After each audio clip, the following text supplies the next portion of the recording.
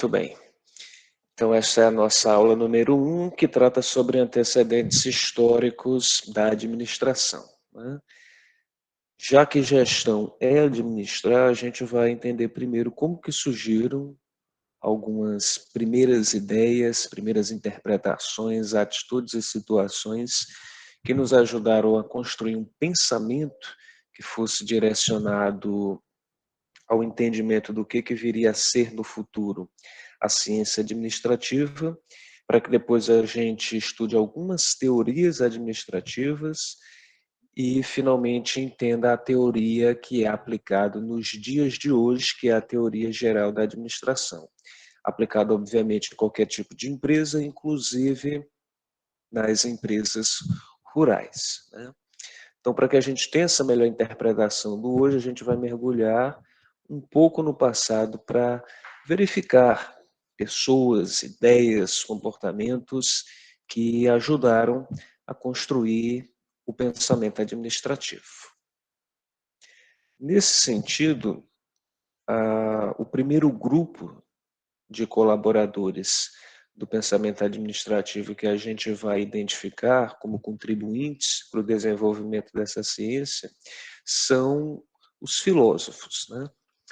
O trabalho do homem ele passou por diversas etapas ao longo da história da humanidade, né? Como bem é colocado aqui nessa gravura, né? A evolução do homem, tomando como base a teoria evolucionista, o darwinismo, né?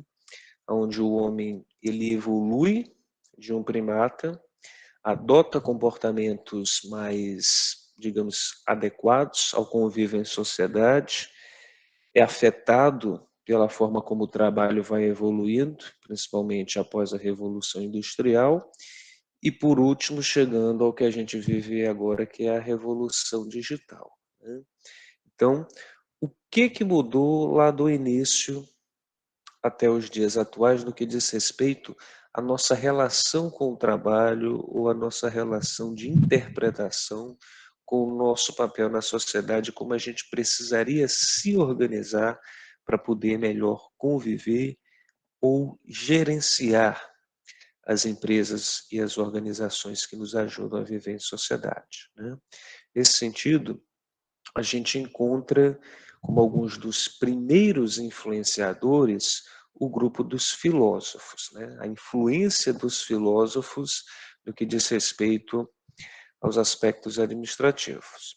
E agora a gente vai citar alguns deles, bem como as suas colaborações, né?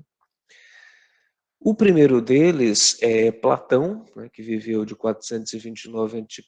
a 347, e ele analisou os problemas políticos e sociais decorrentes do desenvolvimento social e cultural do povo grego, expondo a forma democrática de governo e administração pública no livro A República, né? Onde todo o diálogo é narrado em primeira pessoa, na verdade por Sócrates.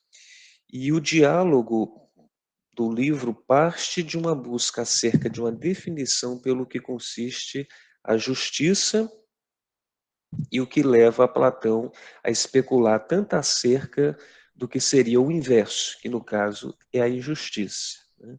E nesse livro já são construídos muitos pilares do que é um governo que se baseia no que a gente chama hoje de república, né? Ou, em outras palavras, de um bom exemplo do que seria a administração pública, né? Ou seja, a governança para uma sociedade. Outro filósofo que vale a pena a gente citar é o Aristóteles, que versou em seu livro Política sobre a organização do Estado. E nesse livro ele faz uma distinção entre as três formas de administração pública, que no caso seria a monarquia, a aristocracia e a democracia. A monarquia, que é aquela forma de governo em que o monarca, que pode ser um rei ou um imperador, exerce a função de chefe de Estado e mantém-se nesse cargo até a sua morte ou a sua abdicação. Tem também a aristocracia, que é uma palavra que pode ser traduzida literalmente como governo dos melhores, e que era uma forma de governo na qual o poder político era exercido por nobres, ou seja, pessoas de confiança dos monarcas, ou dos regentes que eram iniciados na visão filosófica e também política do próprio Aristóteles.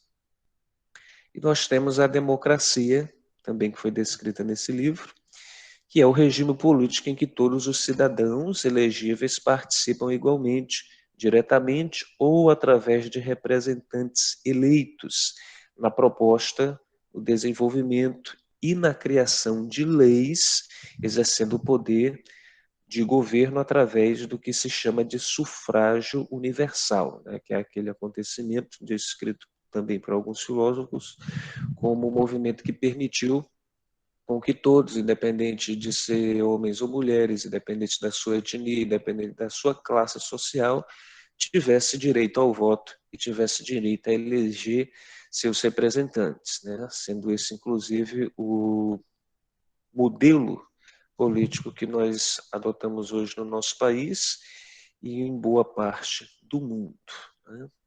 Então, já lá, muito anos antes de Cristo, Aristóteles já filosofava, já discutia, né, sobre essas três formas de administração pública. Um outro filósofo que vale a pena a gente citar é o Francis Bacon, que viveu de 1561 a 1626, né? Esse que aqui no nosso Nordeste brasileiro, né, a gente chama ele carinhosamente de Chico Toicinho, em virtude da singularidade do seu nome. Ele foi um filósofo cientista, também foi ensaísta inglês e é considerado como o fundador da ciência moderna, né? Ele mostrou muita preocupação prática de se separar experimentalmente o que é essencial do que é acidental ou acessório, antecipando-se ao princípio da prevalência principal sobre o acessório, ou seja, de priorizarmos aquilo que é essencial, aquilo que nos dá condições para que a nossa vida ela possa ser organizada. E o que é acessório, o que dá suporte, é apenas um detalhe, que não deve ter tanta preocupação no que diz respeito a como a gente deve organizar nossas decisões e nossas escolhas. Mais um filósofo importante para o pensamento administrativo foi o René Descartes, ele que nasceu em Estocolmo, na Suécia, foi um filósofo e físico e também matemático, né? Nesse caso, tendo a sua formação na França. E durante a Idade Moderna, ele conseguiu desenvolver o que se chamou de coordenadas cartesianas, descrevendo-as no livro O Discurso do Método, e dando impulso à matemática e à geometria da época, né? Embora a gente tivesse registros, né, da matemática desde séculos antes de Cristo, lá na Grécia Antiga, a gente tem uma verdadeira revolução em diversas áreas do conhecimento a partir do modelo proposto por René Descartes, né? Inclusive, no ano passado, a gente, na disciplina de mercado e comercialização, trabalhamos com o modelo cartesiano para que a gente pudesse fazer interpretações, né, de oferta e demanda e seu desempenho, mas esse plano a gente consegue aplicar em basicamente todas as áreas da ciência, né? Um piloto, quando vai fazer o seu plano de voo, tem uma carta de navegação aérea onde ele utiliza do plano cartesiano.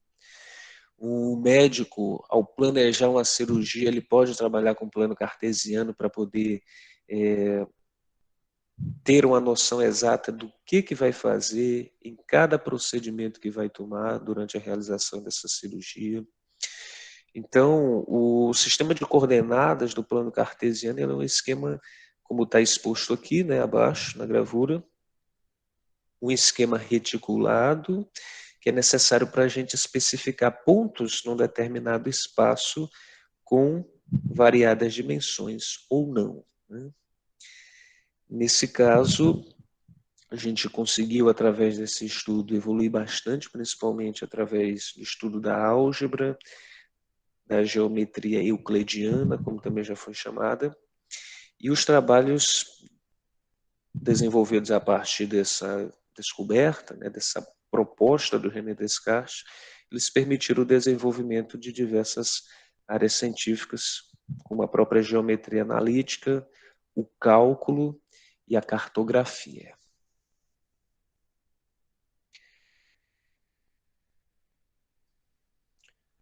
Outro filósofo importante é Thomas Hobbes. Este viveu de 1588 a 1679. Ele foi um matemático, teórico, político e filósofo inglês, né? E defendeu no livro Leviatã um governo absoluto em função de sua visão pessimista da humanidade, né? Na sua obra Leviatã, ele discursou os seus pontos de vista sobre a natureza humana, sobre a necessidade de um governo e de uma sociedade serem fortes, né, rígidos nesse sentido. Para ele, no estado natural, embora alguns homens possam ser mais fortes ou mais inteligentes do que outros, nenhum se ergue tão acima dos demais de forma a estar isento do medo e de que o outro homem lhe possa fazer mal. Então, por isso, cada um de nós tem o direito a tudo. E uma vez que todas as coisas são escassas, né, como a gente estudou na economia, os recursos são escassos, existe uma constante guerra de todos contra todos, porque todo mundo quer o melhor para si. No entanto, os homens têm um desejo que é também interesse próprio de acabar com a guerra. E com isso formam sociedades através do que a gente aprendeu a chamar de contrato social, né? Então, Leviatã, na verdade, esse nome surgiu através de uma menção na própria Bíblia, que é descrito como um monstro, uma espécie de ser mitológico. E Thomas Hobbes dá o título do livro dele ao fazer referência a esse aspecto negativo da natureza humana que quer sempre se sobrepor ao outro. E a única forma da gente conseguir fazer com que a sociedade ela não entre em declínio, onde uns queiram sempre se sobrepor a outros, ao ponto da gente vai viver em guerras constantes, é justamente ter um governo controlador, né? Ou qualquer entidade que consiga impor uma ordem na sociedade, essa ordem precisa ser forte, rígida. Não é como ele descreve, mas no caso seria autoritária. Ele chega a citar, por exemplo, na obra, críticas à reforma protestante, né, que na época teve muitos impactos no pensamento religioso, que basicamente predominava na época. Então, nesse sentido, qualquer questionamento em relação ao governo deveria ser combatido, justamente para que o governo não fosse enfraquecido. Então, embora tenha esses aspectos muito interessantes, né, pelo fato que precisamos acreditar que os governos eles devem impor a ordem, mas também sabemos que ao longo da história vimos que isso também traz rascunhos de pensamento autoritário, e o autoritarismo leva à impunidade, leva justamente ao que ele pretendia combater, que era justamente o pensamento de uns se sobreporem aos outros, né? Mas mesmo assim é uma obra muito relevante, um livro que ainda vale a pena ser descoberto. Mas um filósofo importante é o Jean-Jacques Rousseau, né, que viveu de 1712 a 1778, e ele desenvolveu a teoria do contrato social, asseverando que o homem é por natureza bom e afável, e a vida em sociedade que o deturpa, ou seja, que o torna louco, que o torna estressado, que o torna muitas vezes incapaz de conviver em harmonia com o seu próximo. Ideias que vai muito de encontro ao que o Thomas Hobbes também colocou, né?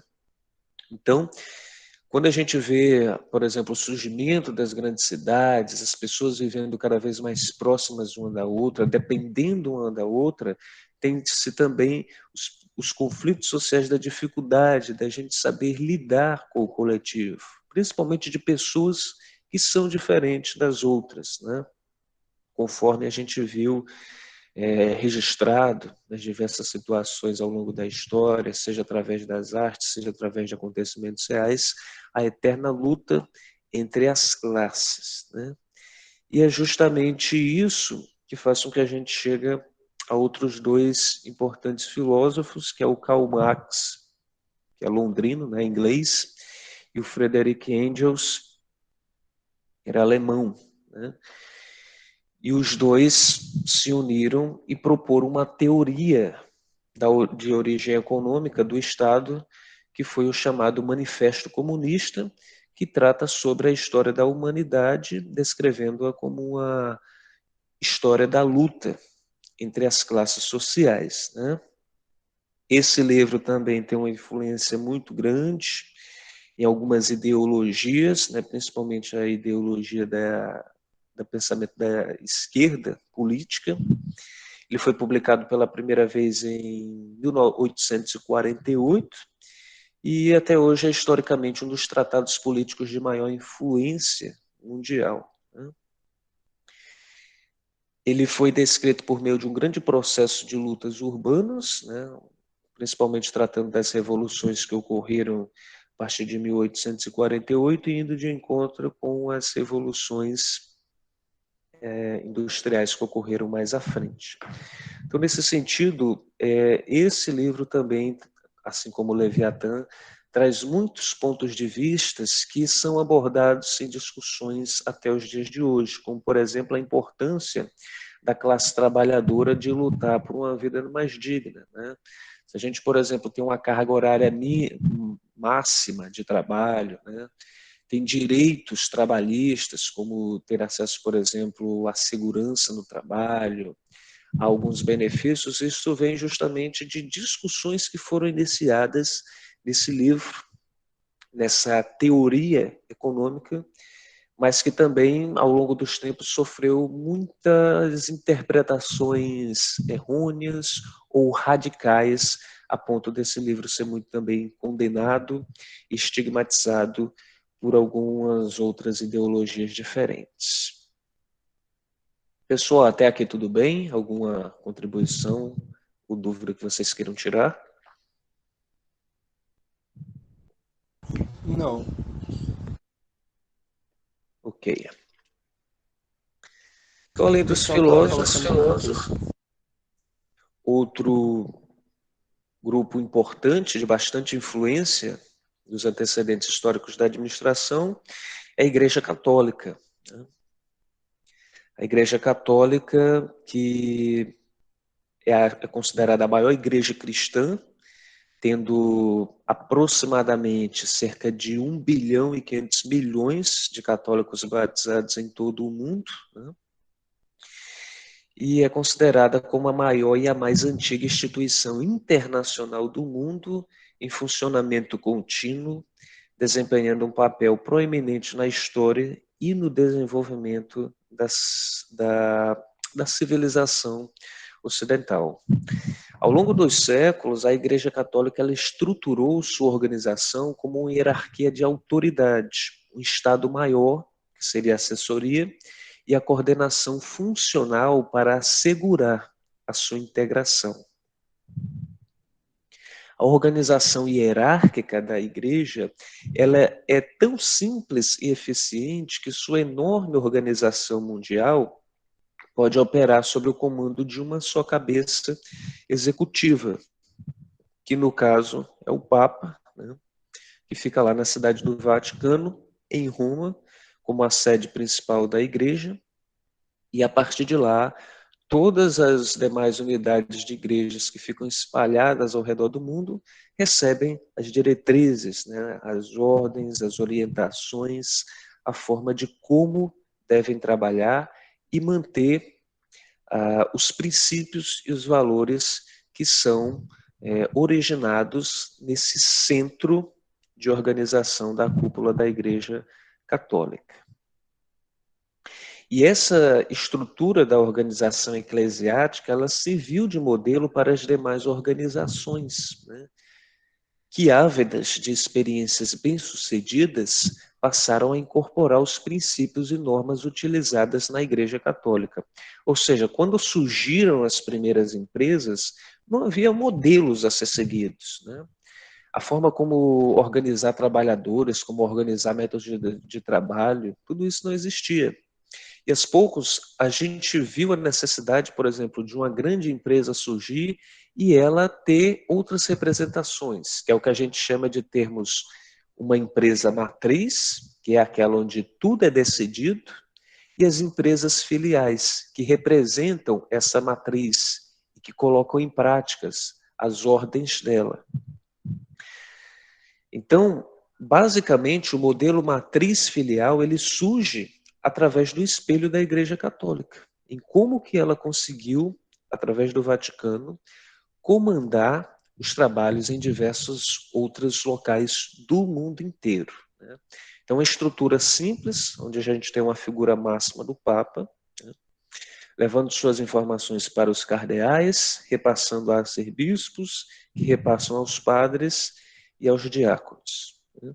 Obviamente, podem surgir diversas outras pessoas e funcionários que dão assistência para que isso aconteça, né?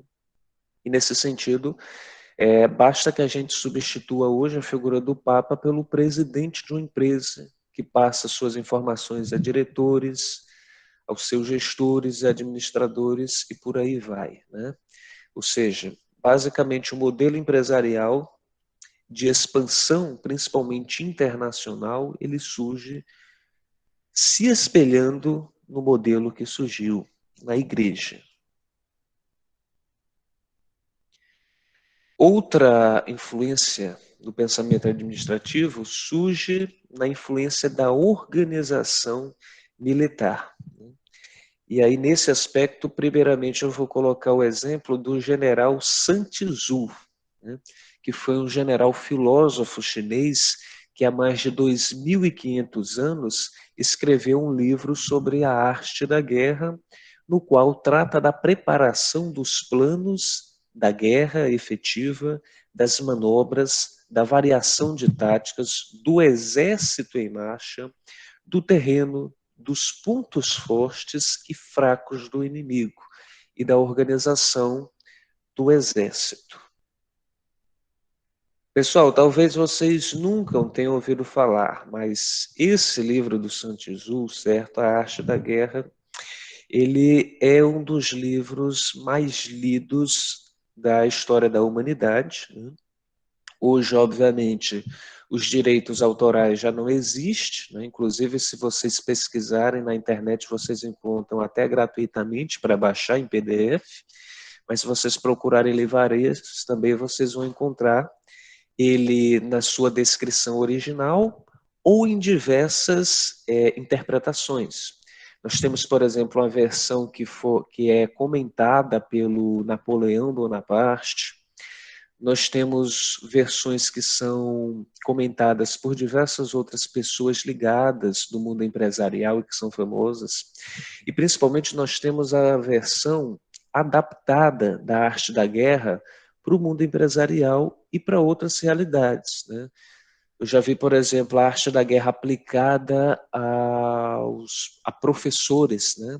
Onde tudo que é descrito no livro como território inimigo ou como inimigo são os desafios que o professor, que no caso seria um general ou um militar, precisa se ater para conseguir a vitória na sua vida profissional.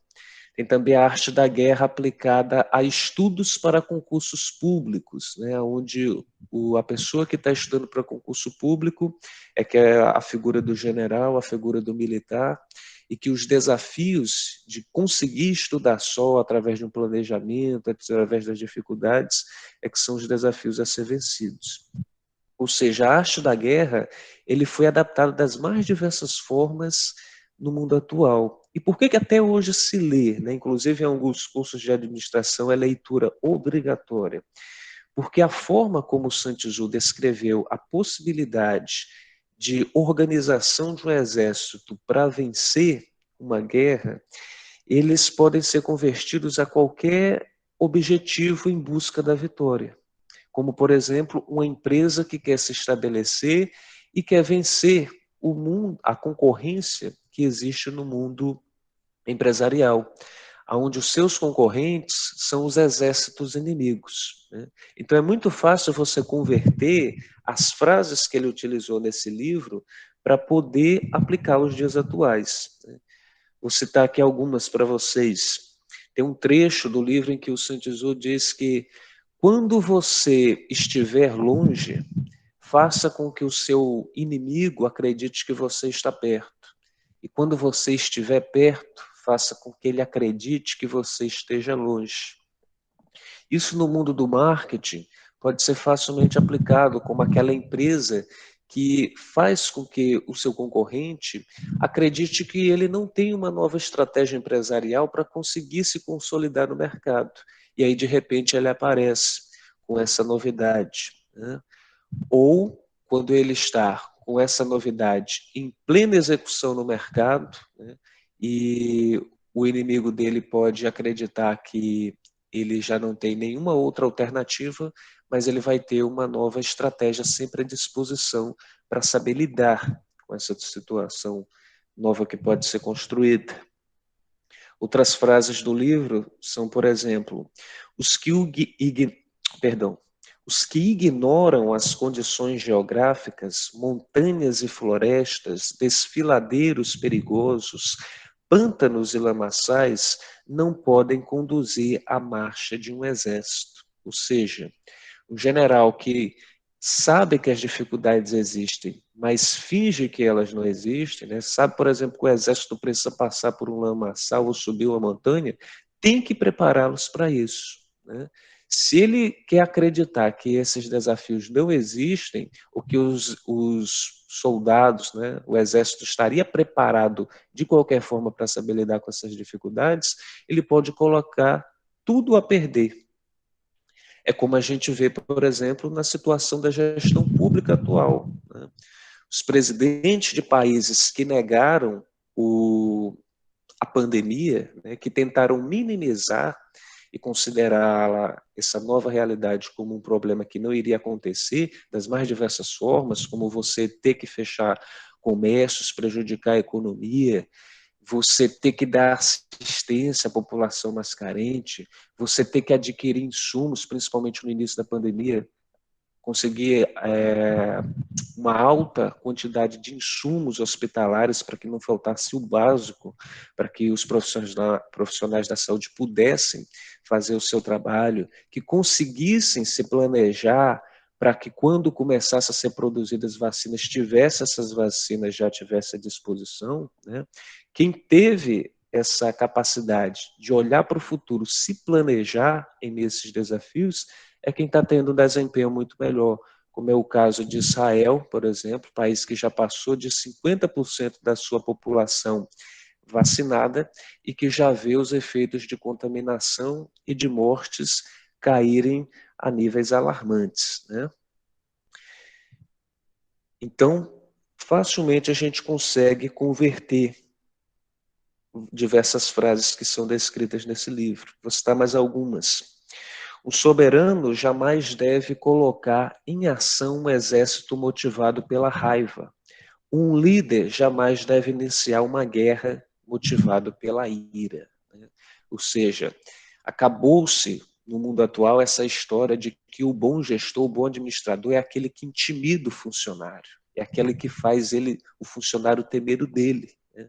Os bons administradores, os bons presidentes de empresas são aqueles que fazem com que o funcionário não apenas o respeite, mas também o admire, tenha consideração. né? Saiba que com ele pode contar, que ele é um amigo. Saiba que ele considera o funcionário como importante para a empresa e que sem o funcionário a empresa não funciona.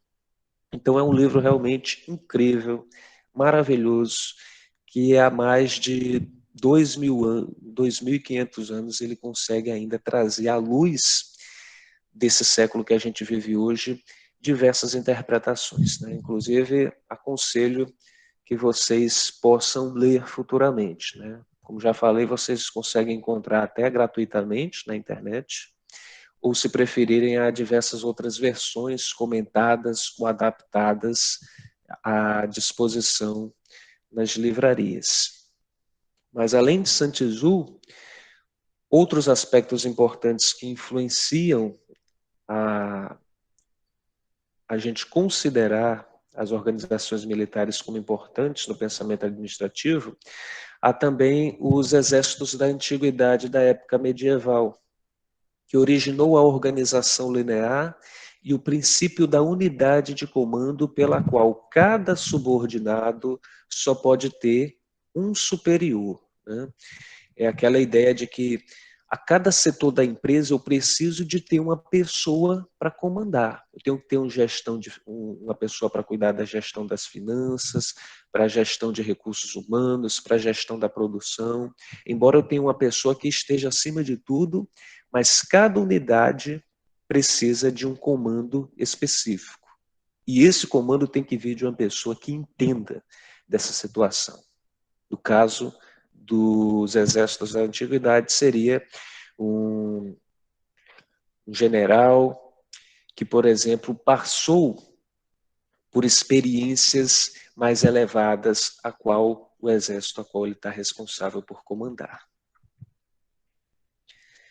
Nesse sentido, a gente também encontra o Napoleão Bonaparte como uma das figuras da influência da organização militar que também vale a pena ser lembrados.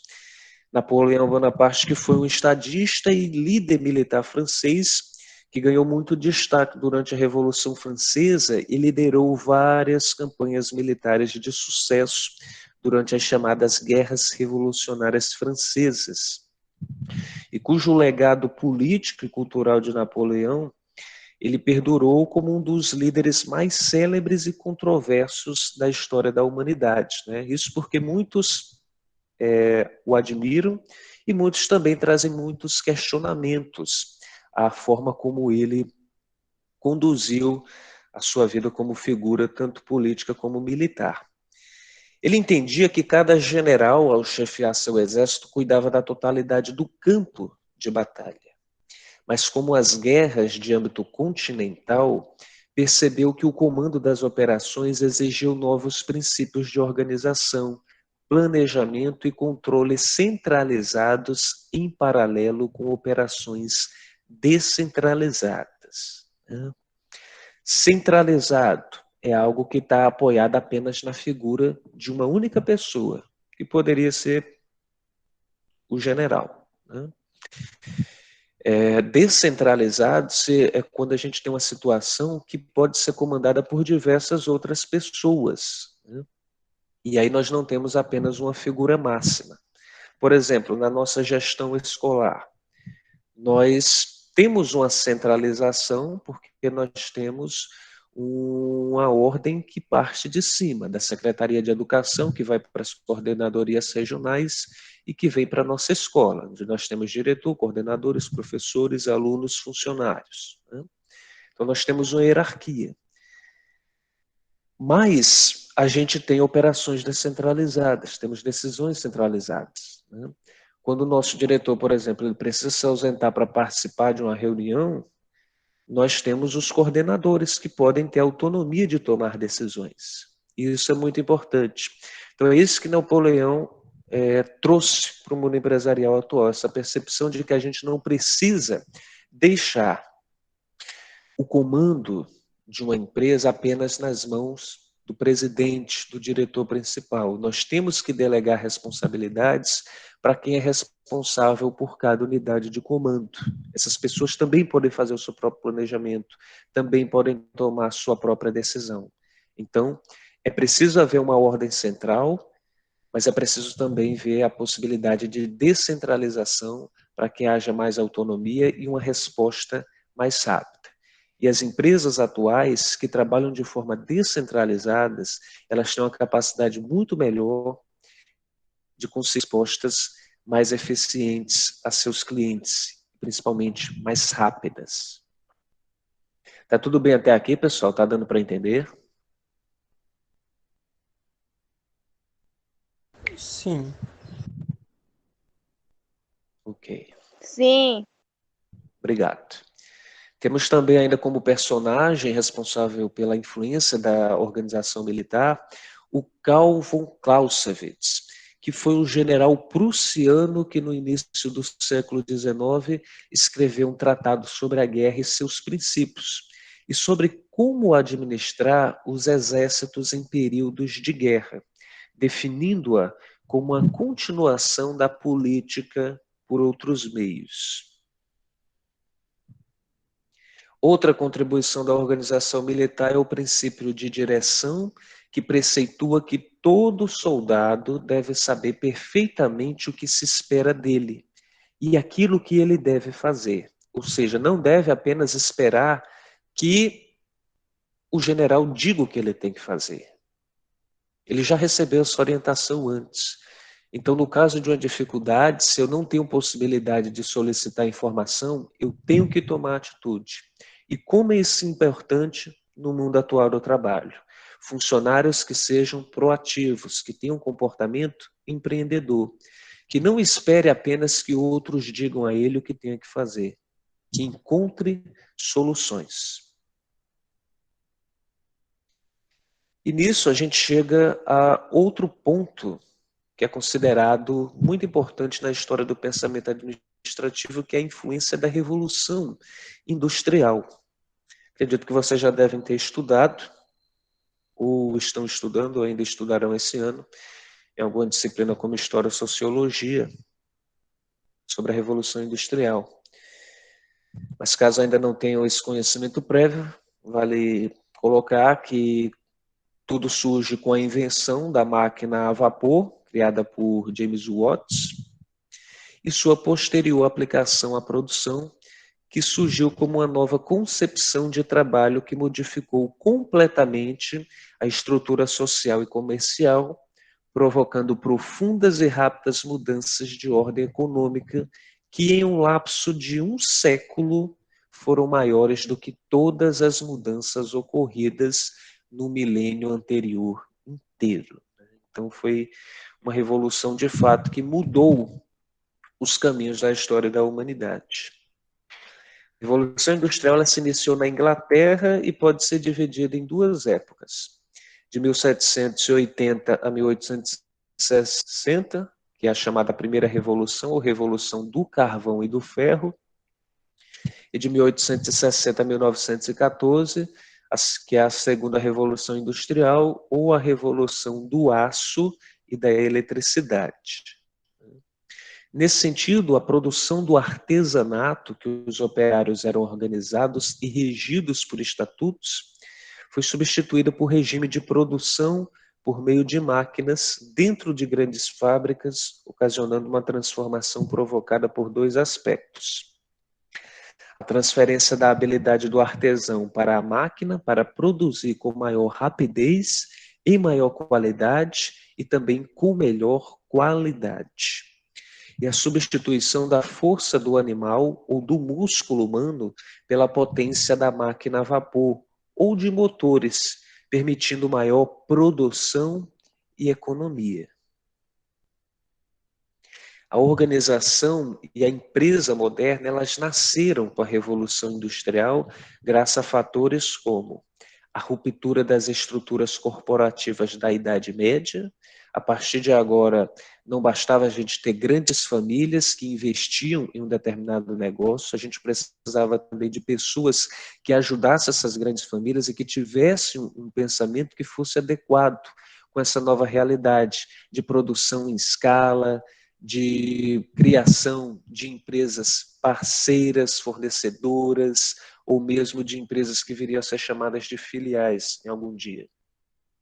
o avanço tecnológico e aplicado dos processos científicos à produção, a descoberta de novas formas de energia e a enorme ampliação de mercados, né?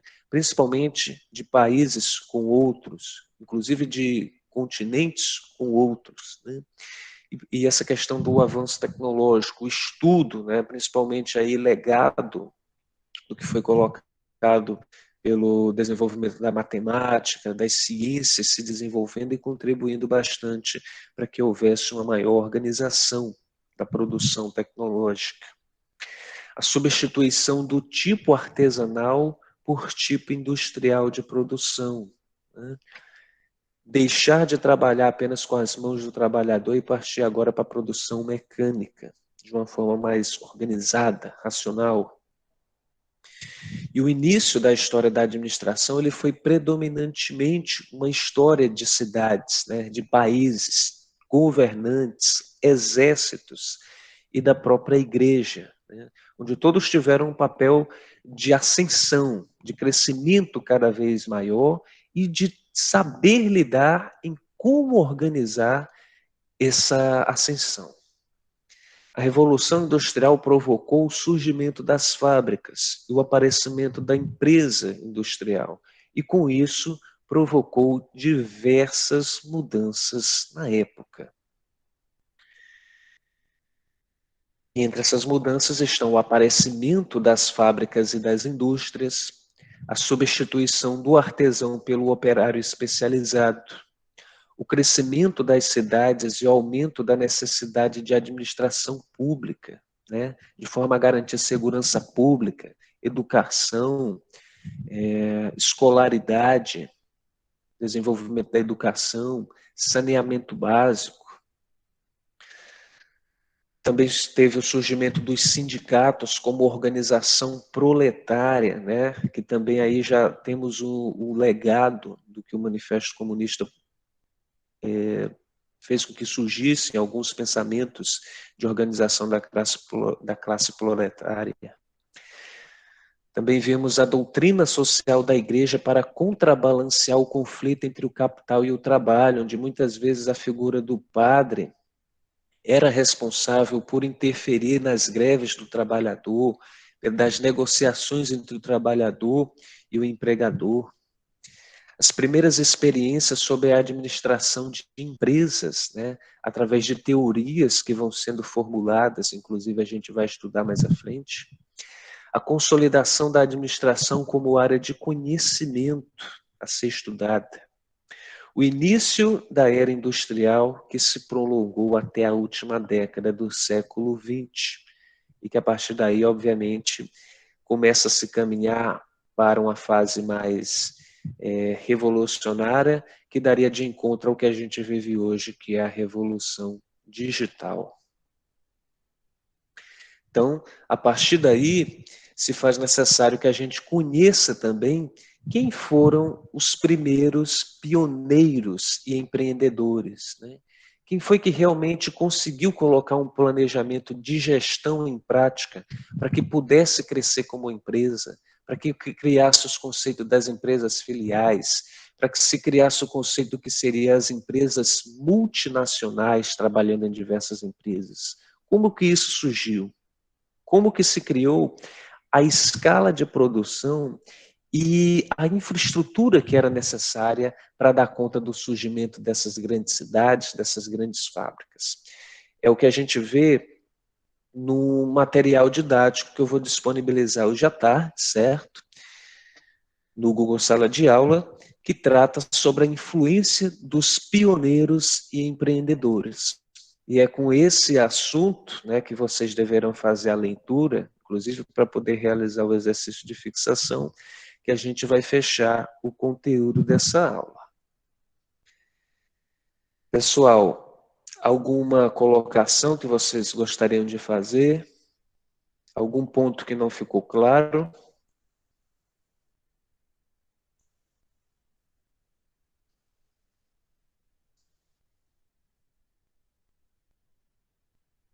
Me parece que não, né? Tenho certeza que muito do que foi comentado é que vocês já ouviram falar, né? Alguns filósofos talvez você já tinha estudado na disciplina de filosofia, talvez a Revolução Industrial também.